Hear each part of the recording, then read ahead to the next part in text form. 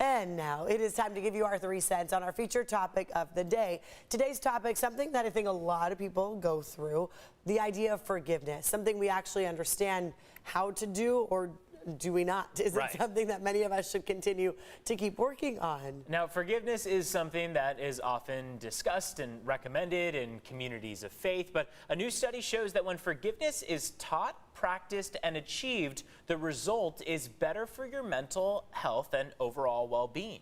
I would imagine so, because you don't want to carry this burden of being upset at somebody. It's important for us to revisit what forgiveness actually means. So before we give you our 3 cents on this, let's take a look at this reel by digital creator Lisa Marie.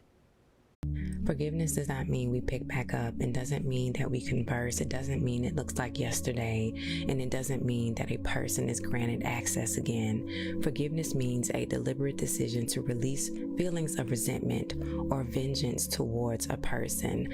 I've walked away from it with clean hands and a clean heart, but the way the situation affected me.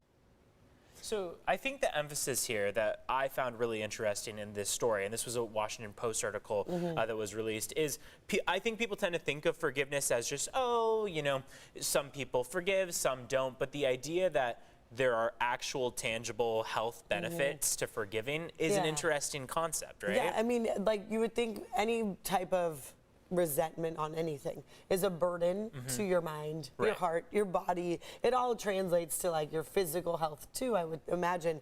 So to let it go feels good. Exactly. And there are different like tiers of it. It was all through a workbook study that they put together where they encourage people to forgive. We were talking yesterday about how it feels like sometimes our parents, for example, have a harder time forgiving, and I know I've tried to, you know, kind of talk to my parents about that kind of concept. Like a generational thing. Yeah, exactly. Because maybe they didn't have these discussions about why it's so important to do that.